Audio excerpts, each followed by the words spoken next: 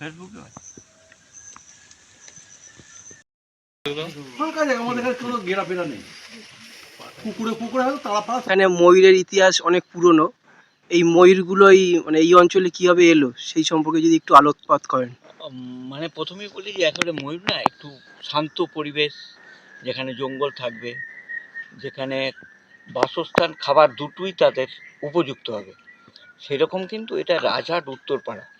একসময় জমিদার বাস ছিল সেখানে। নীলমণি মানে একেবারে ডাক্তারবাবু একজন ছিলেন, আর রায় বাড়ি ছিল। তো সেখান থেকে একটা দুটো ময়ূর থেকে ওরা বাড়তে শুরু করে, মানে এই রাজহাট অঞ্চলেরই, যেটা রাজহাট উত্তরপাড়া, সেখান থেকে ময়ূর বাড়তে বাড়তে ওরা ছড়িয়ে যায়। কারণ হচ্ছে আমি যেখানে আছি আপনি জানেন যে আমার বাগান এটা গান্ধীগ্রাম, এটাও কিন্তু রাজহাট অঞ্চল। তখন আমরা বা নিমাই জানা থেকে আরম্ভ করে রবীন কল্লা, তারা একটা এই প্রাকৃতিক সংরক্ষণ সমিতি বানায় রাজহাট উত্তরপাড়ায়। সেখান থেকে ময়ূর সংরক্ষণ বা পাখি মানে বিভিন্ন রকম সাপ থেকে আরম্ভ করে ওরা উদ্ধার করতে শুরু করলো। কিন্তু ওখানে ওই গাছ কেটে ফেলার ফলে, বসত বাড়ি বাড়ার ফলে ওরা বিচ্ছিন্নভাবে ছুটাছুটি করতে শুরু করলো। তখন আমি খুব ছোটোবেলা থেকে ওদের দেখতাম যে ওরা কিভাবে আমাদের দিকেও আসতে শুরু করলো। তখন আমরা ওকে খাবার দিতে শুরু করলাম। যখন সবসময় তো পোকামাকড় পাওয়া যায় না, তো তখন সেই খাবার টানে কিন্তু ওরা এখানে থাকতে শুরু করলো। আমি যেখানে বসে আছি দেখতে পাচ্ছেন যে একেবারে আম বাগান, কলা বাগান, বাঁশ বাগান চারদিকে ভর্তি হয়ে আছে। তো ওরা এই জায়গাগুলোকে বেছে নিল। আর যখন খাবার পায় না, তখন আমার ফ্যামিলি বা আমার পাড়া থেকে আমরা খাবার আমার বাড়ির নিজের উদ্যোগ থেকেই, সরকারিভাবে অনেক চেষ্টা করা হয়েছে, কোনো লাভ হয়নি। তার জন্য কিন্তু ময়ূররা এখানে এসে একটার পর একটা বাড়তে শুরু করে। কিন্তু একে সংরক্ষণ করার সেই পরিকাঠামো কিন্তু সরকারি উদ্যোগ ছাড়া সম্ভব নয়। ব্যক্তিগতভাবে যতটা পারা যাচ্ছে করা হচ্ছে, তাই ময়ূরগুলো কিন্তু এখানে এসে খাবার সন্ধানে কিন্তু এসে হাজির হচ্ছে। ময়ূরদের সংখ্যা কমে গেছে বা বা কিছু সংকট আপনার চোখে পড়ছে এখন? একেবারে এটাকে একটু আরো পরিষ্কার করে যদি বলি, যে ময়ূর সংখ্যা কিন্তু বাড়ছে, আর চোরা শিকারি আর এই কুকুর বা একেবারে হিংস্র প্রাণীদের জন্য এখানে শিয়াল, কুকুর, গোসাপ থেকে আরম্ভ করে সব আছে। যে বংশ বিস্তার করার জন্য যে ডিম পাড়ে, এটা বলে রাখা ভালো কেন এর বৃদ্ধি বেশি পাচ্ছে না।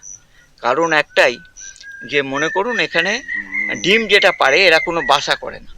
আমি যেখানে বসে আছি মনে করুন এখানে এই কিছুদিন আগে এই পাশেই পেড়েছিল, পেড়ে তাতে তা দিতে শুরু করে, এবং তখন গোসাপ এসে সেটা খেয়ে নিল।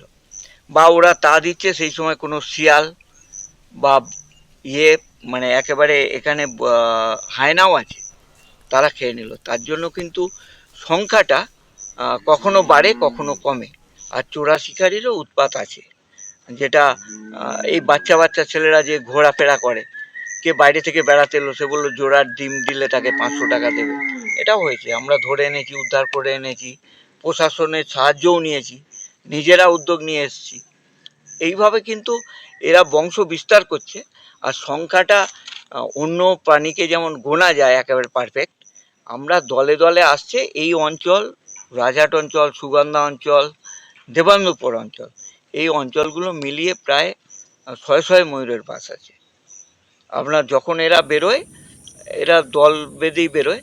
আর যখন আমরা যেহেতু এখানে খাবারটা দিই, সেখানে সিঙ্গেল, যার যখন খিদে পায় তারা কিন্তু এসে ডাকাডাকি করে, সেই মতো তারা খেয়ে আবার চলে যায়। ময়ূর ছাড়াও এখানে অন্যান্য যে বন্যপ্রাণী আছে বা এখানে যে নদী আছে সেগুলো তো ভৌগোলিকভাবে দিন দিন অবশ্য ম্রিয়মাণ হয়ে যাচ্ছে। সেইগুলো কি আর কি কোনো সংরক্ষণের প্রয়োজন এটা আছে আপনি বলে একদম মনে করেন? খুব গুরুত্বপূর্ণ কথা বলেছেন। কারণ হচ্ছে পাশে কুন্তী নদী আছে, কিন্তু কুন্তী নদীটা দেখলে মনে হবে একেবারে বুঝে গেছে বা সংস্কারের অভাব। একবার সংস্কার হলো কিন্তু পুরোপুরিভাবে হলো না, পানায় ভর্তি হয়ে গেছে। আবার এক এক সময় ওই পচা জল খেয়ে বিভিন্ন যে প্রাণীরা, যে পাখি, এখানে অসংখ্য পাখি আপনি দেখতে পাচ্ছেন যে আম, আহ, তাদের ডাক শুনতে পাচ্ছেন। আর ময়ূররা অনেক সময় ওই জল খেয়ে অসুস্থ হয়ে উঠছে।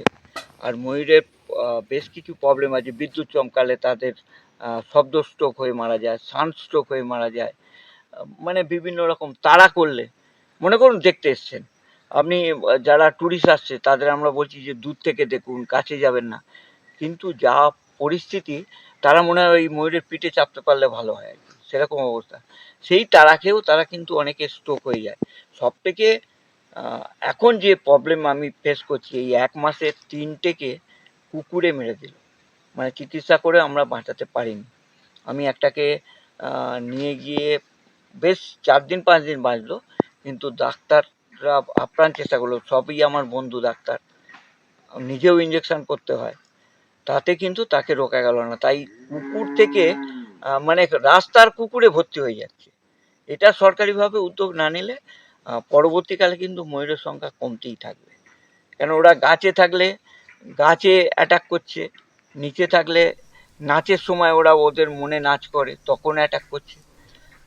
তার ফলে অন্য প্রাণীও যদি পোকামাকড় না থাকে বা জঙ্গল না থাকে, তাহলে কিন্তু পরবর্তীকালে ময়ূর কেন, কোনো পাখি আর এই হুগলি জেলায় পাওয়া যাবে কিনা সন্দেহ। নদী সংলগ্ন এবং সামনে চুঁচুড়া শহর আছে এবং সেটা ক্রম বিস্তার হচ্ছে এবং তার সঙ্গে সঙ্গে ধরুন বিভিন্ন ট্যুরিজম সেন্টার বলুন, মন্দির বলুন, এগুলো এই নদীর পাড়েই তৈরি হচ্ছে। তো আগামী দিনে এই বন জঙ্গল থাকবে বলে আপনার মনে হয়? না, একেবারে না। এই যে আমি যেখানে বসে আছি, মনে করুন আমার খুঁড়তুতো জাততুতো সম্পত্তি আছে বলে এই জঙ্গলটা আপনি দেখতে পাচ্ছেন, কিন্তু পরবর্তীকালে আমরা দেখতে পাচ্ছি চুঁচুড়া থেকে আরম্ভ করে শহর কেন্দ্রিক তো সব জায়গা কিনতে কিনতে কিন্তু একবারে জঙ্গল সাফ হয়ে যাচ্ছে এবং নদীর পাড়ে বসতি গড়ে উঠছে, নদীও বুঝে যাচ্ছে। সেখানে কিন্তু এই যে পাখি পক্ষী বলুন, ময়ূর বিশেষ করে জাতীয় পাখি, তাদের জল খাবারটা খুব প্রয়োজন। কৃত্রিমভাবে জল দিয়ে বাঁচিয়ে রাখা কঠিন, কিন্তু নদী আপনি জানেন, দেখেছেন নিশ্চয়ই। আমি এখানে আর কিছু পরই হচ্ছে কুন্তী, আরেকটি যান সরস্বতী নদী। এই সরস্বতী নদী, কুন্তী নদীকে বেশ করেই কিন্তু পাখি বন্যপ্রাণীরা বেঁচে আছে। আর তারা যদি জল পয়জন হয়ে যায়, যদি একেবারে সংস্কারের অভাবে নষ্ট হয়ে যায়, তাহলে কিন্তু পরবর্তীকালে এদের বাঁচিয়ে রাখা একেবারে কঠিন। এটা কিন্তু একেবারে বাস্তবসম্মত।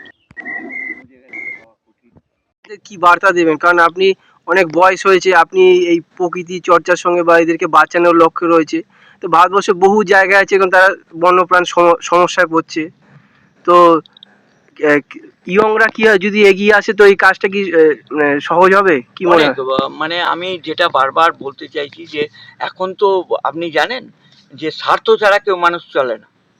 এই ইয়ং জেনারেশনকে আমি বারবার আবেদন করব যে তারা আসুক, এগিয়ে আসুক এবং বন্য প্রাণীদের তারা সংরক্ষণ করুক, বাঁচিয়ে তুলুক এবং প্রকৃতির কোলে যাতে থাকে। আপনি জানেন যে এখানে অনেক সময় অসুস্থ হয়ে গেলে সবাই নিয়ে আসে, ইয়ং জেনারেশন কিছু কাজ করছে।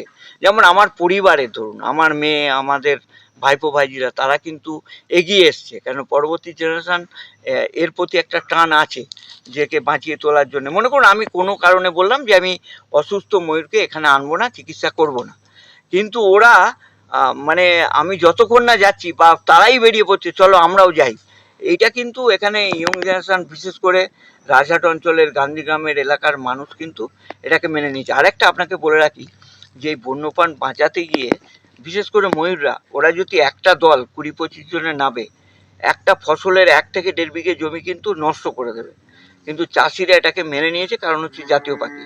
কিন্তু অন্য জায়গায় দেখা গেছে যে এই ময়ূর কোনো রকমে একবার গেলে তারা তাকে মেরে ফেলছে, তাকে তাড়া করছে, তার অনেক সময় স্ট্রোক হয়ে মারা যাচ্ছে। এইটা আমি অনুরোধ করব ইয়ং জেনারেশন, যারা আর কি নতুন প্রজন্মের মানুষ, তারা এগিয়ে এসে এটাকে রক্ষণাবেক্ষণ করুক, তাহলে কিন্তু ময়ূর ছড়িয়ে যাক না, অসুবিধা কিছু নেই, কিন্তু তারা যেন বেঁচে থাকে, তাদের যেন একেবারে ক্ষয়ক্ষতি না হয়। এটা ডিম বাঁচাতে হবে, বাচ্চা বাঁচাতে হবে, ময়ূরকে বাঁচাতে হবে, তাহলে কিন্তু এর বংশ বিস্তার হবে। তবে সব থেকেই বড় কথা, যাই করুন অর্থের প্রয়োজন, সেই অর্থের জোগান না হলে কিন্তু এদের বাঁচিয়ে রাখা কঠিন। যদি আমি এই মনে করুন জঙ্গলটাকে একটু এক মানুষ সমান যদি ব্যারিকেড করা যায়, তাহলে কিন্তু ময়ূররা ওখানে খাবে দাবে, তাহলে কুকুর বা অন্য বিড়াল তাহলে ওখানে যেতে পারবে না। এটা কিন্তু খুব প্রয়োজন এবং তার জন্যে কিন্তু নতুন প্রজন্মের ছেলে মেয়েদের আসা খুব দরকার। কুকুরে কামড়েছে, সানস্ট্রোক হয়েছে, বা বিষক্রিয়া হয়েছে, ওষুধ স্প্রে করেছে খেয়ে, এ প্রথম এখানে আসে। তারপর সুস্থ হলে তাকে আমরা এইখানে নিয়ে যাই, এই রুমে নিয়ে যাই। যখন সুস্থ হয় এই রুমে আসে, এখানে খাবার দেওয়া হয়, এখানে থাকার জায়গা, উপরে বসার জায়গা। আবার যখন ভালো হলো তখন এই সেকশনে আসে, এই যে বড় জায়গাটা দেখছেন এখানে আসে। তারপর আরো যখন দেখি একেবারে সুস্থ হয়েছে তখন এই গেট খুলে দেওয়া হয়। এই যে গেটটা দেখছেন এটাকে পুরো খুলে দেওয়া হয়, ওরা ন্যাচারাল পরিবেশে আবার ফিরে যায়। মানে এখানে কোনো আবদ্ধ জায়গায় যে আটকে রাখা হয় সেরকম না। ময়ূরকে ওদের নিজের মতো করে থাকতে দেওয়ার জন্যই কিন্তু আমরা চেষ্টা করছি, এবং কল্যা পরিবার সেটাকে করে যাচ্ছে। আমরা দেখতে পাচ্ছেন যে একেবারে প্রকৃতির মাঝে কিন্তু এটা টেম্পোরারি হসপিটাল বলতে পারে।